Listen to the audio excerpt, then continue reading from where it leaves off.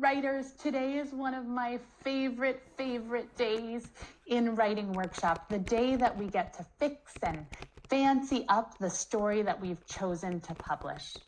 So today I want to teach you that there's lots of ways to fix and fancy up your writing. You can illustrate your pages and color them. You can make a cover.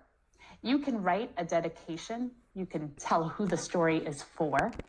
And you can add an about the author page.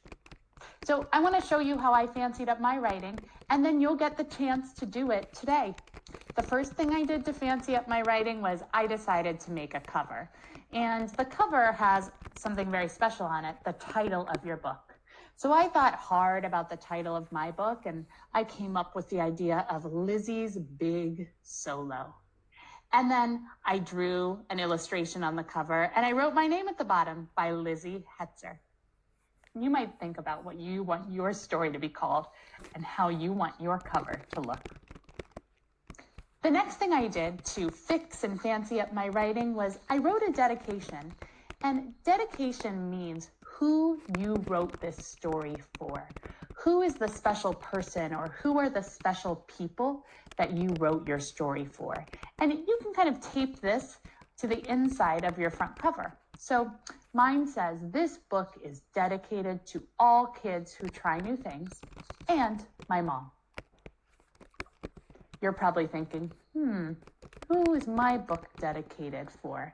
And you know what? The person who gets the dedication usually feels really special.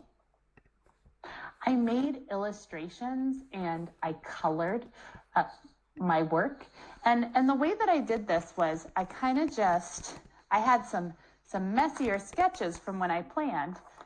So all I did was I used some scissors and I made a smaller piece of paper and taped it on top like that. The last thing I did to fix and fancy up my writing was to make an about the author page. And I put this at the end of my book. So on this page, I put a picture of me, and that's my mom.